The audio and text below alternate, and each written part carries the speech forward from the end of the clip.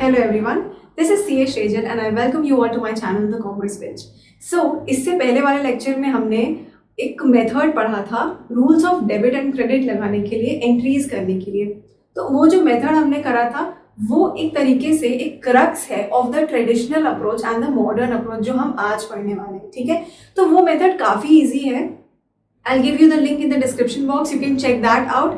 And वो method ऐसा है कि आप एकदम से एक क्लिक में कोई भी एंट्री बना सकते हो अपने एग्जामिनेशन में, because you obviously need some time to do your question, right. And time के साथ आपको एक्यूरेट भी होना पड़ेगा।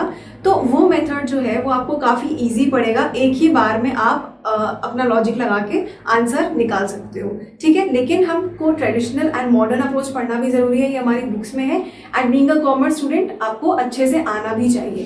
तो हम स्टार्ट करते हैं अपना, सबसे पहले ट्रेडिशनल अप्रोच पढ़ेंगे and then we move on to the modern approach. ठीक है, come on let's start. So सबसे पहले जो स्टार्टिंग हुई थी सब rules of debit and credit, ये सब ट्रेडिशनल अप्रोच से ही पढ़ा जाता था। Modern approach as the name says बाद में आया है।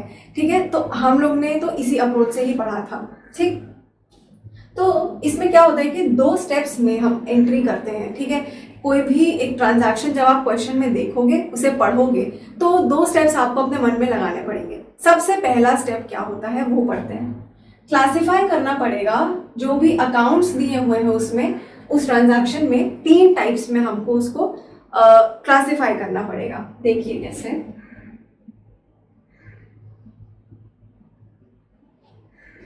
सो classify all the accounts and transaction into 3 types. Now what are those 3 types, वो देखते हैं। सबसे पहला है पर्सनल अकाउंट्स, फिर है real account and nominal account. 3 type के अकाउंट्स होते हैं। आपको अपना जो क्वेश्चन है वो पढ़ना है एंड इसमें क्लासिफाई करना है कि इन तीनों में से किस में वो फॉल करता है। ये हमारा फर्स्ट स्टेप है।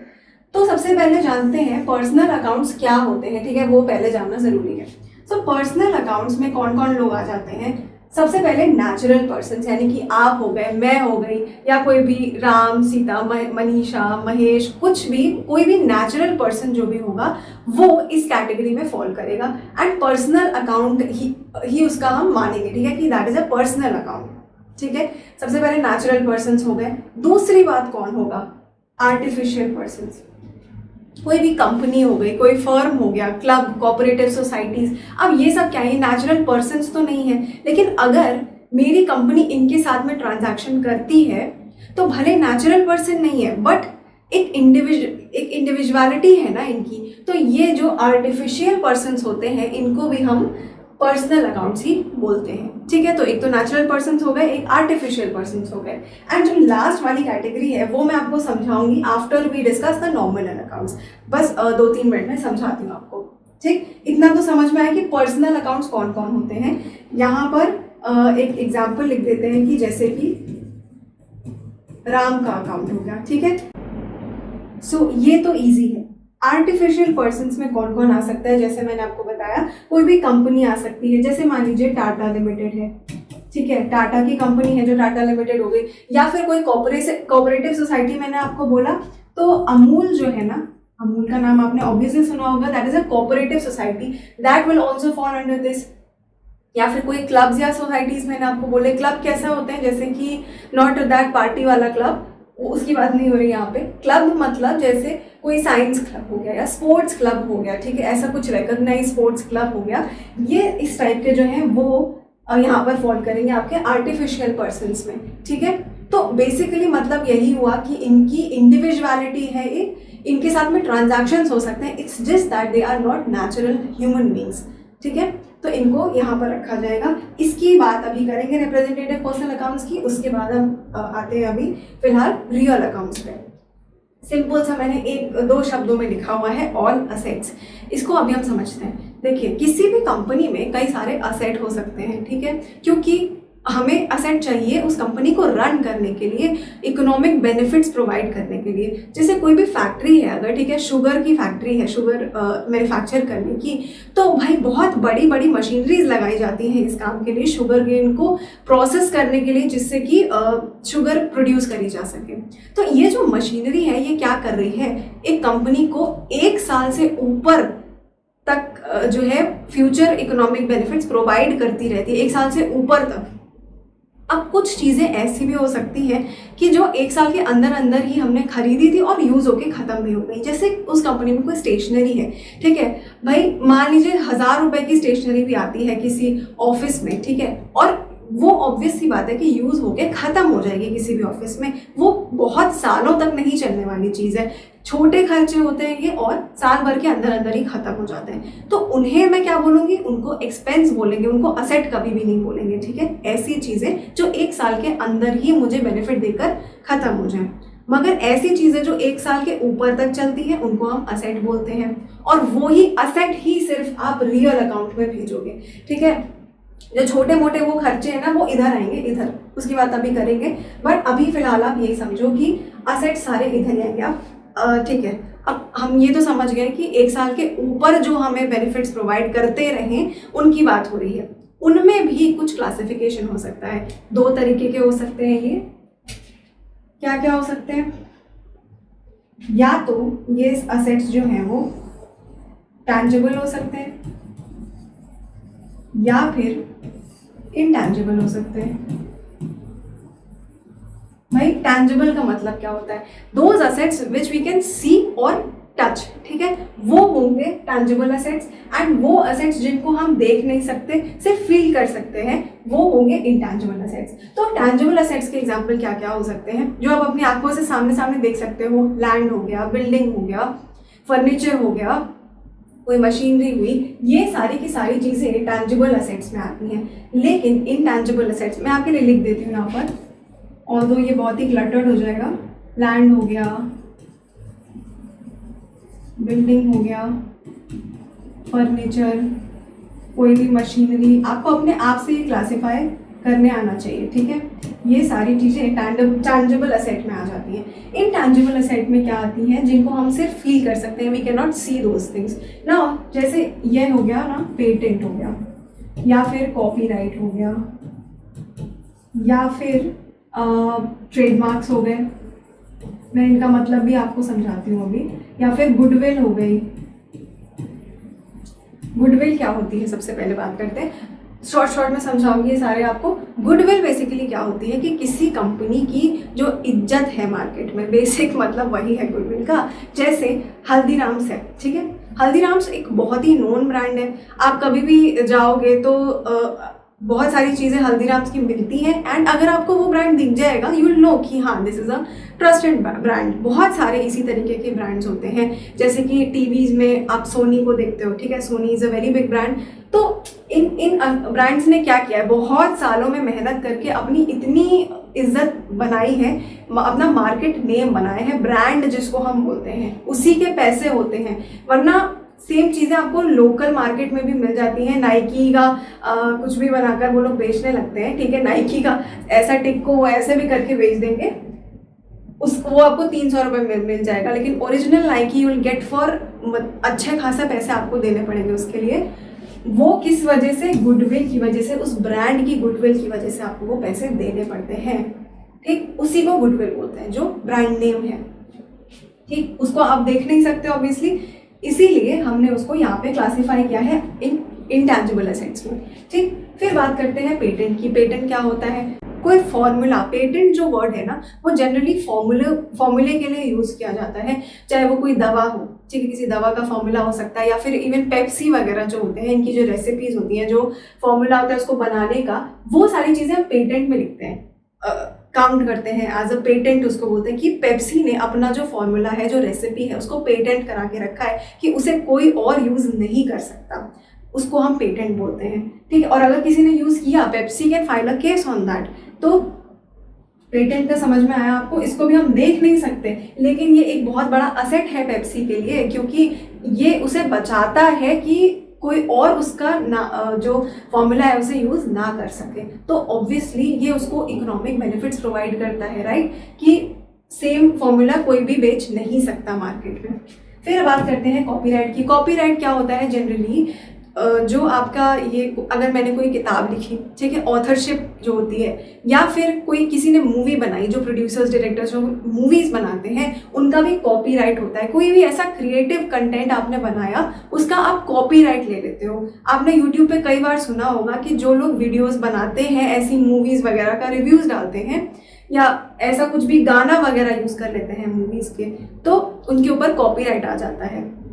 तो ये वही चीज़ है कि हम अपना ये जो राइट है, ये आप मेरा गाना जो मैंने कंपोज किया है वो आप मेरी परमिशन के बिना यूज़ नहीं कर सकते हो। That is a copyright thing. और ये भी असेट है इन द सेम वे जैसे कि पेटेंट एक असेट है, इसको भी हम देख नहीं सकते, इंटैंजिबल असेट है इसीलिए। ट्रेडमार्क की बात कर लेते हैं लास्ट। जैसे पेप्सी का आपने लोगो देखा होगा, राइट। लोगो उसका बड़ा पिक्यूलियर सा है जिसमें रेड और ब्लू कलर यूज होता है। एक ऐसी बॉल टाइप की बनी होती है, उसमें red and blue colour use किया होता है। कई सालों से ये चेंज होता हुआ चला आ रहा है, तो वो ट्रेडमार्क है, ठीक है। अब कहीं पर भी वो सिंबल देखोगे, वो लोगो देखोगे ना, तो आपको एकदम से पेप्सी स्ट्राइक करेगा दिमाग में, और कहीं इसका फायदा कोई और ना उठा ले, इसलिए उसको ट्रेडमार्क करा दिया जाता है। कि मान लीजिए आई डोंट एग्जैक्टली रिमेंबर वो क्या, इधर रेड होता है इधर ब्लू होता है या कुछ भी, तो अगर मैं उसका कलर ऐसे उल्टा कर दूं और अपना ब्रांड एक लोकल सा पेप्सी के नाम से बेचने लगूं, तो वो मेरे ऊपर केस कर सकते हैं कि इन्होंने मेरा लोगो यूज करा है, और लोग तो ये समझ रहे हैं कि ये पेप्सी है ओरिजिनल, बट वो मैं अपना ब्रांड बेच रही हूँ। तो ट्रेडमार्क इसीलिए होता है कि कोई ऐसा मिसयूज ना कर सके। इन सभी का जो यूज़ होता है बेसिक, वो यही है, सिक्योरिटी प्रोवाइड करना उस कंपनी को कि आपने जो इतनी मेहनत से सब बनाया है इतने सालों में वो प्रिजर्व रह सके, ठीक।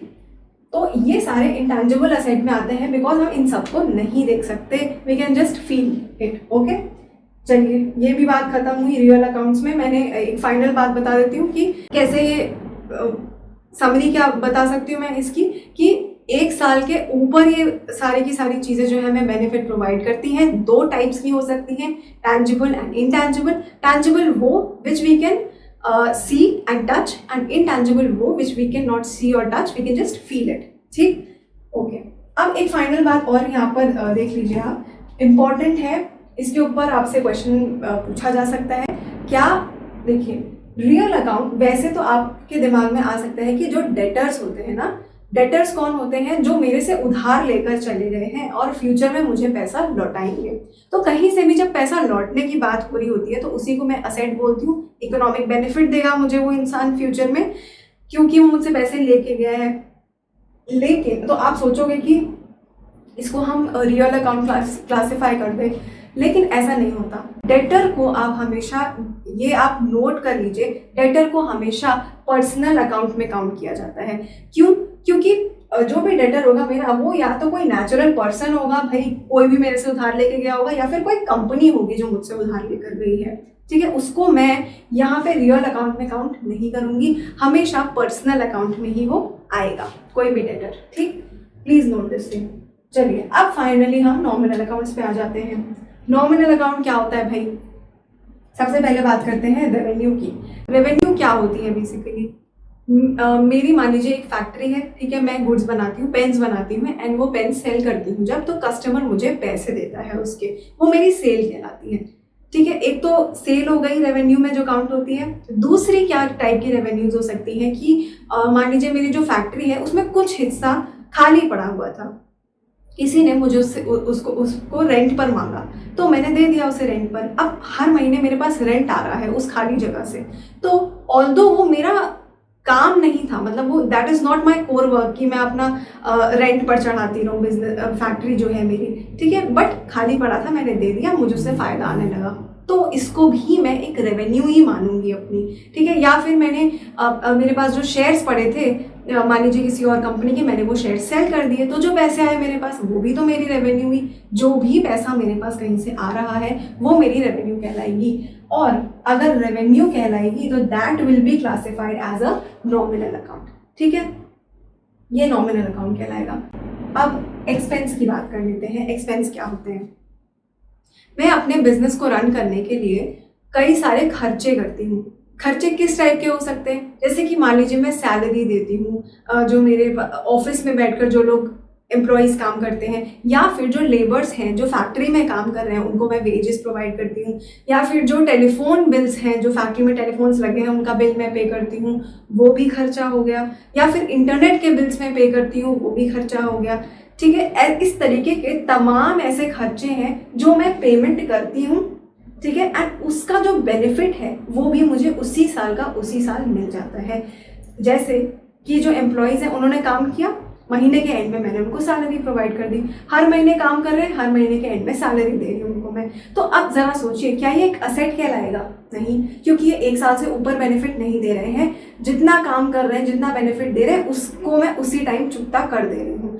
ठीक है, तो ये एक्सपेंसेस हो गए मेरी कंपनी के। तो आपको इस तरीके से बाइफर्केट करना पड़ेगा अपने मन में कि ये मुझे लॉन्ग टर्म बेनिफिट दे रहा है या फिर एक साल के अंदर अंदर ही इसका बेनिफिट खत्म हो जा रहा है। अगर एक साल के अंदर खत्म हो जाए तो उसे एक्सपेंस क्लासिफाई करके नॉमिनल अकाउंट मानेंगे। अगर एक साल से लंबा पीरियड तक वो मुझे बेनिफिट्स दे रहा है एंड वो बड़े बड़े खर्चे होते हैं, जनरली जो असेट्स होते हैं उन पे बड़े खर्चे होते हैं, लैंड, बिल्डिंग, फर्नीचर, है ना, तो ये मुझे अगर लॉन्ग टर्म के लिए बेनिफिट दे रहा है तो रियल अकाउंट क्लासिफाई कर देना। ये बात का ध्यान रखना है आपको। ठीक, तो एक्सपेंसेस भी समझ में आ गए भाई कि इसके एग्जांपल्स वही salary, wages, telephone bills, internet bills, या फिर आपका जो आप इंश्योरेंस आपने करवा रखा हो मान लीजिए तो उसका प्रीमियम आप पे करते हो, या फिर जहाँ पर काम कर रहे हैं जो फैक्ट्री है उसका रेंट पेमेंट करा, वो सारी चीज़ें एक्सपेंसेस में आ जाएंगी। अब बात करते हैं गेन और लॉस की। एक ही एग्जाम्पल से समझ लेते हैं इनको। मान लीजिए मैंने किसी कंपनी के शेयर्स खरीदे आज, ठीक है, 100 रुपये के शेयर्स खरीदे, 10 साल बाद मैं उसको बेचने गई और वो शेयर्स जो है वो 1000 रुपये के हो गए थे मान लीजिए, तो ऑब्वियसली मेरे को 900 रुपये का फ़ायदा होने लगा यहाँ पर, है ना। तो ये जो 900 रुपये का फ़ायदा है ये मेरा गेन कहलाएगा। ठीक, और मान लीजिए इसी का दूसरा सिनारियो ले लेते हैं कि 100 रुपये का मैंने शेयर्स खरीदा था एंड जब 10 साल बाद बेचने गई तो वो पता चला 40 रुपये का हो गया था, तो मुझे ये 60 रुपये का नुकसान हो जाता है। 60 रुपये का जो नुकसान है उसी को मैं लॉस बोल रही हूँ, और इन दोनों ही चीज़ों को हम नॉमिनल अकाउंट मानते हैं। इसी तरीके के और भी बहुत सारे गेन्स एंड लॉसेस हो सकते हैं, वो हमको अपनी पूरी जर्नी में समझ में आता जाएगा विद एग्जाम्पल्स, बट मुद्दे की बात यह है इसको हम नॉमिनल अकाउंट क्लासिफाई करते हैं। अब मैंने बोला था नॉमिनल अकाउंट के बाद अब मैं आपको रिप्रेजेंटेटिव पर्सनल अकाउंट समझाऊंगी कि ये क्या होते हैं। एक बात तो मैंने आपसे करी एक्सपेंसेस की, कि सैलरी, वेजेस, ये सारी चीज़ें एक्सपेंसेस में आती हैं। अब कभी कभी क्या होता है, आपको यहाँ पे एग्जाम्पल देती हूँ। चलिए, तो अब अगर मैं आपसे बात करूं कि रेवेन्यू एंड एक्सपेंसेस की अगर बात करी जाए, अब वो नॉमिनल अकाउंट में ही क्लासिफाई की जाएंगी। ठीक है, तो जो नॉर्मल रेवेन्यू एंड एक्सपेंसेस हैं ये होंगे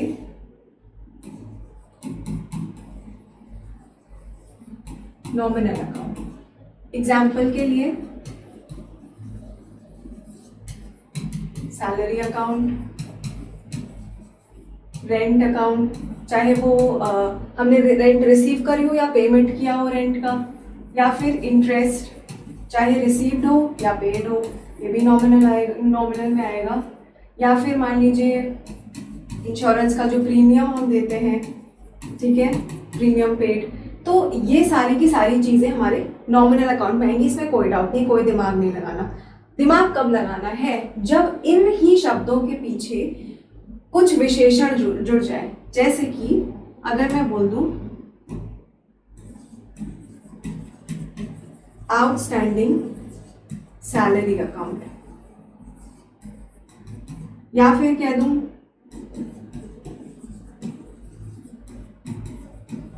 प्रीपेड रेंट अकाउंट, या फिर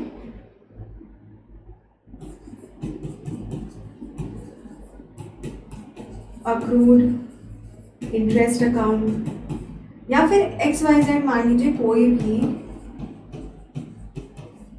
एडवांस, या ऐसे लिखते हैं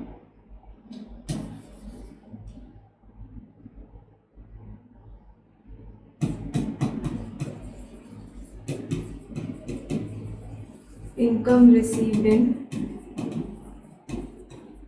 एडवांस।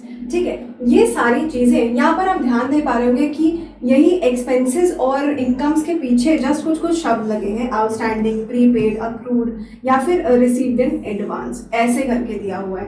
तब इनको हम कैसे क्लासिफाई करेंगे? As personal representative accounts.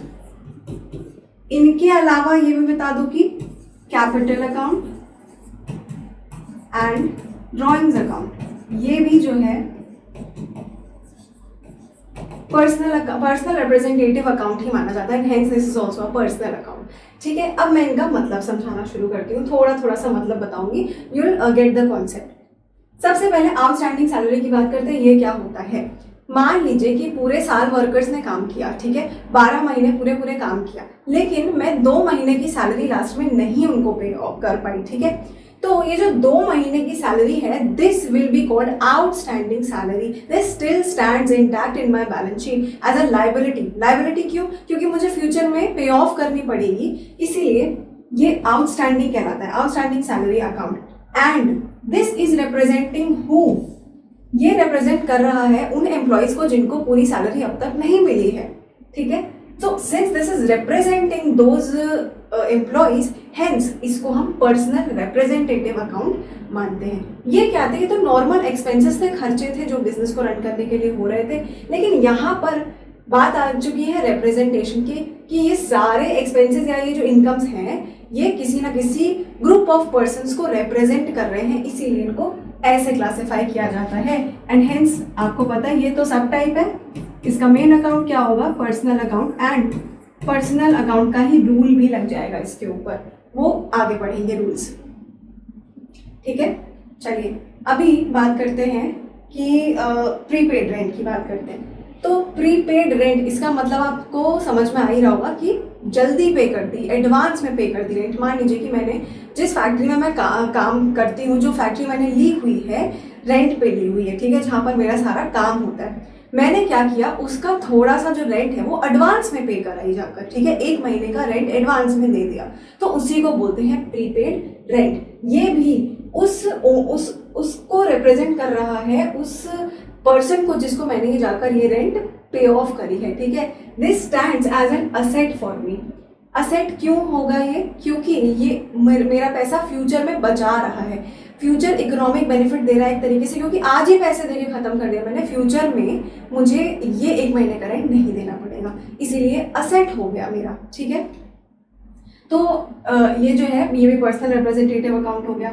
या फिर अक्रूड शब्द लग गया, अक्रूड इंटरेस्ट। ये कैसे हुआ? जैसे मान लीजिए कि मेरे से कोई लोन लेकर गया था, ठीक है, किसी ने मुझसे लोन लिया और 1 महीने का अभी उसने मुझे इंटरेस्ट पेमेंट नहीं किया है। ठीक है, पूरे 12 महीने का लोन लिया था उसने मुझसे।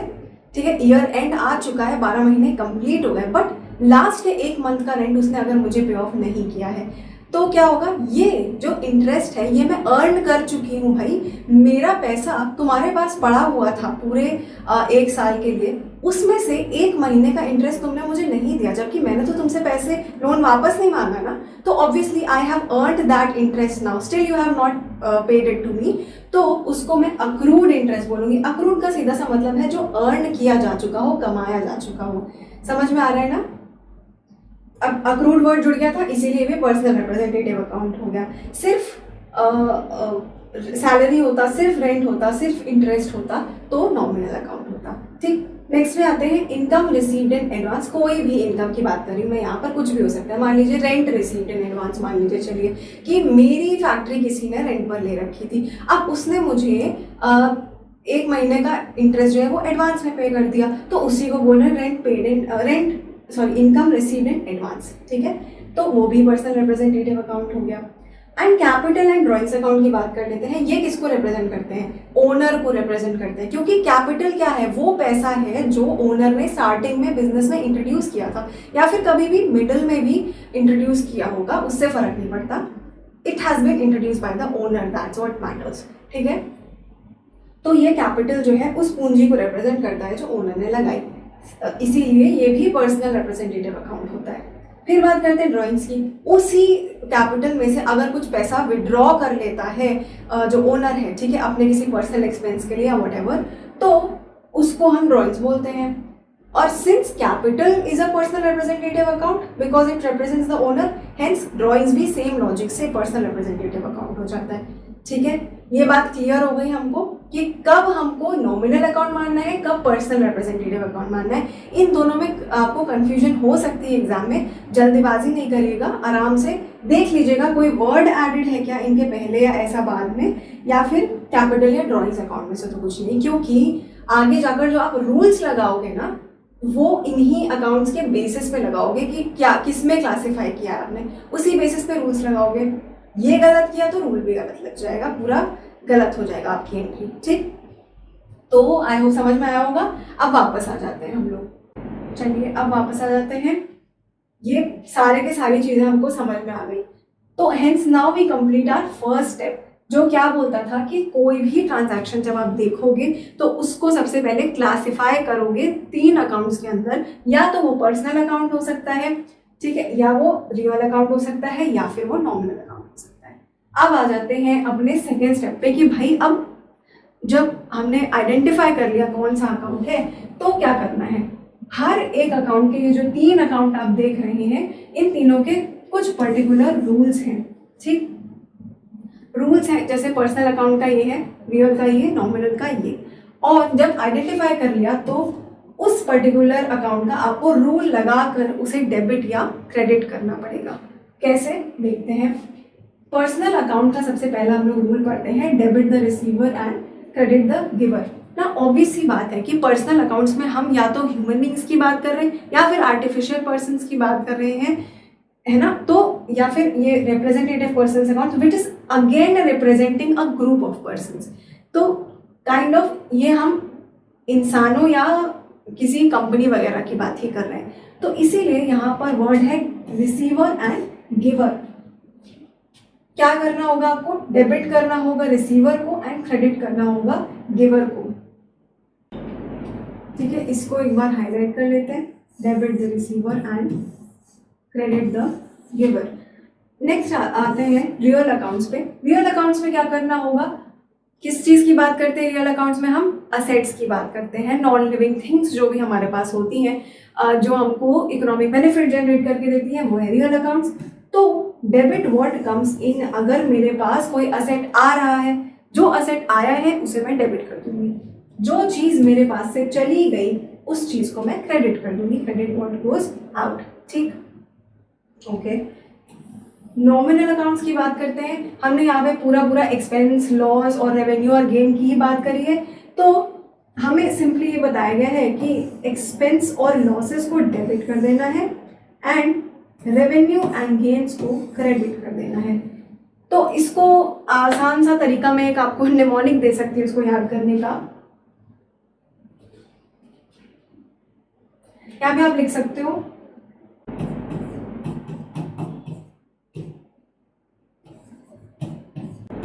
जी, ठीक है, ये मैं आपको निमोनिक एक दे सकती हूँ, बस इससे ज़्यादा कोई हेल्प नहीं हो पाएगी यहाँ पर। तो डेल क्या है, डेल इज अ कंपनी जो कि लैपटॉप्स वगैरह बनाती है।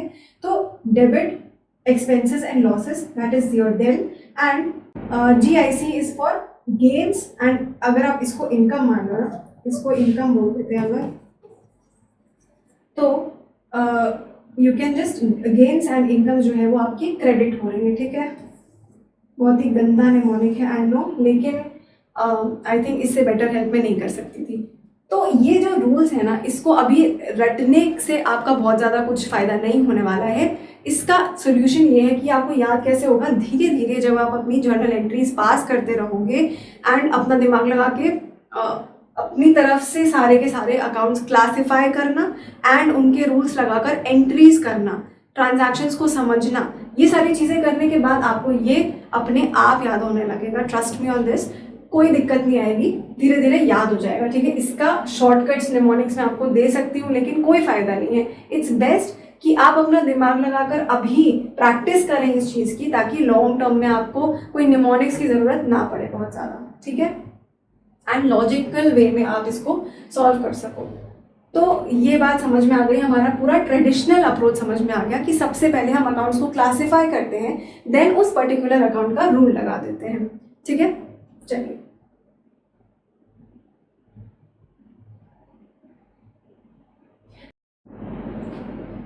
अब यहाँ पर देखिए, यहाँ पर मैंने एक समरी बना रखी है, जो अभी हमने रूल्स पढ़े थे उसी की ये समरी है, इसको आप पढ़ लीजिएगा। ठीक है, एक बार अच्छे से दिमाग में आपके रिवाइज हो जाएंगी चीज़ें एक वन शॉट में। ठीक है, एंड इसको ज़रूर देख लीजिएगा, आप जाते जाते भी अपने एग्जाम वाले दिन भी you have to see this. ठीक है, नाउ ये कुछ एग्जाम्पल्स हैं जो मैं आज के वीडियो में तो नहीं करा पाऊंगी बिकॉज वीडियो फिर बहुत लंबा हो जाएगा, लेकिन आपको एक काम करना है, ये वाला वीडियो फिनिश करने के तुरंत बाद मैं जो है वो डालूंगी एक एग्जाम्पल्स वाला पूरा वीडियो, जिसमें मैं आपको ये सारे रूल्स विद एग्जाम्पल्स एक्सप्लेन कर दूंगी। ठीक है, तो वो वीडियो आप जब जैसे ही देख लोगे तो सारी बातें आपको क्रिस्टल क्लियर हो जाएंगी, जितनी भी हमने अब तक पढ़ा है। ठीक, चलिए आज तो ये नहीं हो पाएगा but will do it later.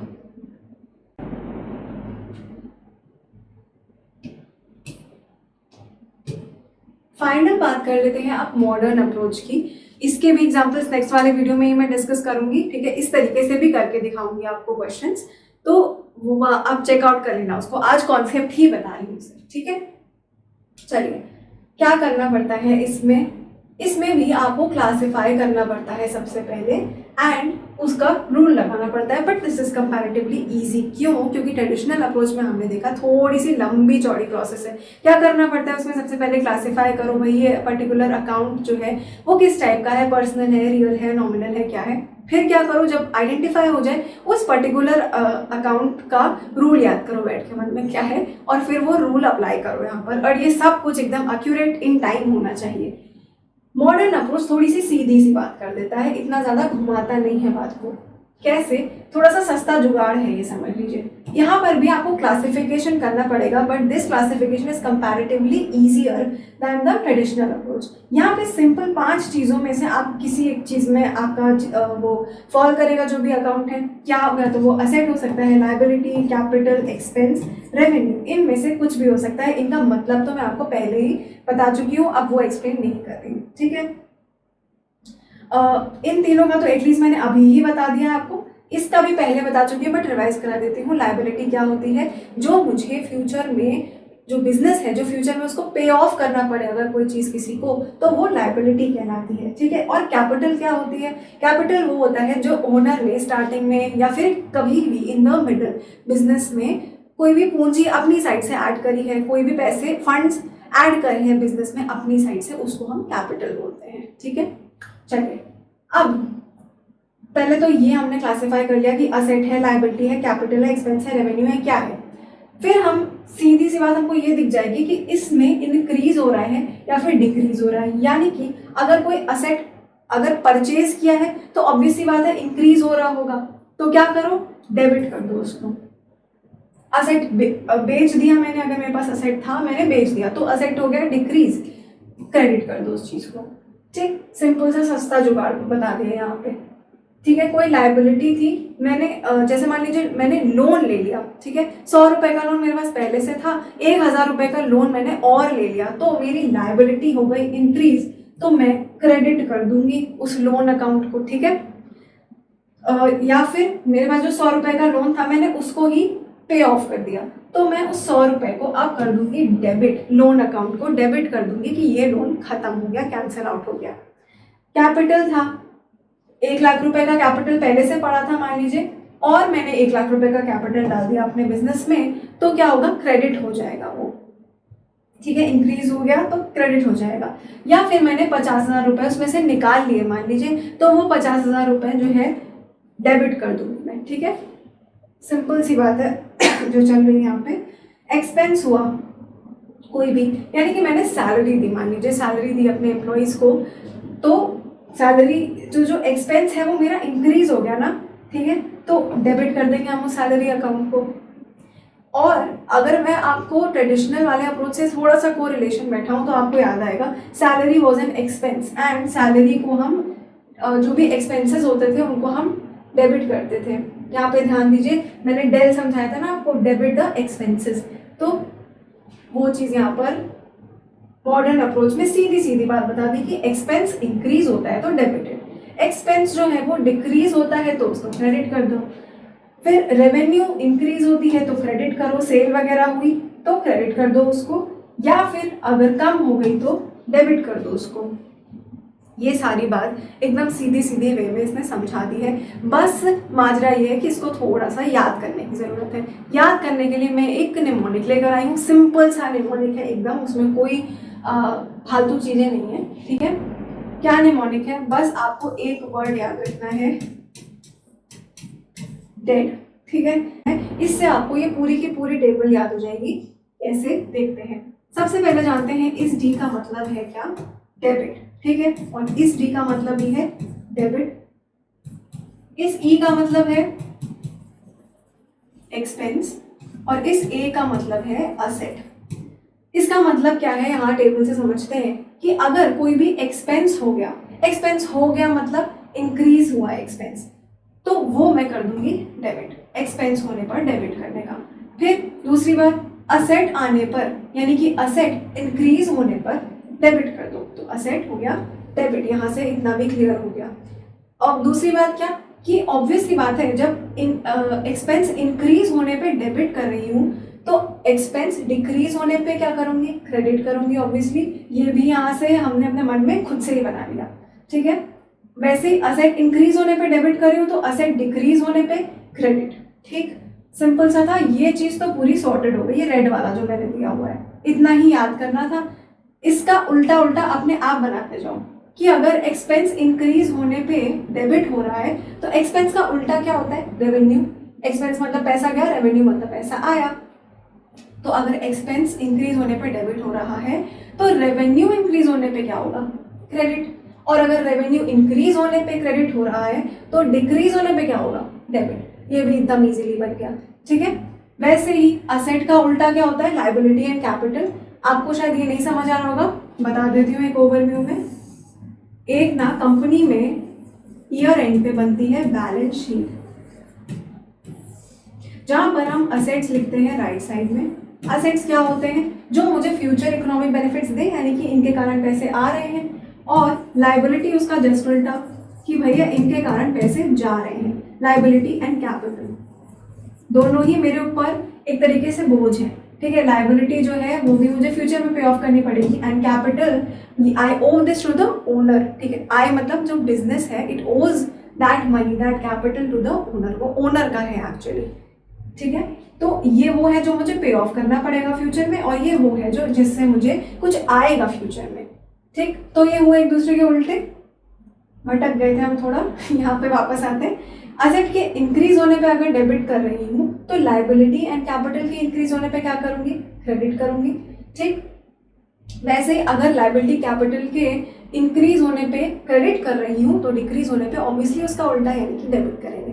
तो इतने से शब्द से हमारी पूरी टेबल इजीली याद हो जाएगी। हाँ, इट्स योर चॉइस, आप ऐसे याद करना चाहते हो कि निमोनिक यूज़ करना चाहते हो, ठीक है, या फिर ट्रेडिशनल अप्रोच यूज़ करना चाहते हो। बहुत सारे तरीके हैं, आप अपनी मर्जी से डिसाइड कर सकते हो आपको क्या कंफर्टेबल लगता है। अब इसके जस्ट पिछले वाले वीडियो में मैंने क्रक्स दिया हुआ है इस पूरे का, ट्रेडिशनल एंड मॉडर्न अप्रोच को पूरा निचोड़ के उसका प्रॉपर क्रक्स दिया है, जिससे कि आपका आंसर एक क्लिक में निकल आएगा, ठीक है। तो आपका चॉइस है अपना, जिसमें कंफर्टेबल हो वो यूज़ करो। Please do check out that video once, अगर वो अच्छा लगे तो वो फॉलो कर लेना, ठीक है। चलिए, तो अब हम लोग नेक्स्ट वीडियो में मिलेंगे, जहाँ पर मैं सारे आपके साथ एग्जाम्पल्स डिस्कस करूँगी। ट्रेडिशनल मॉडर्न अप्रोच दोनों से ही सॉल्व करके देख लेंगे एक बार, जिससे कि ये बिल्कुल क्लियर हो जाएगा आपको। इमीडिएटली इस वीडियो के बाद वो देख लेना, ठीक है, ताकि फ्रेश रहे दिमाग में concept. So I will see you in the next video. If you like this video, please do like this video and share it with your friends as well. Please do click the subscribe button so that you do not miss any such videos in the future. Thank you so much.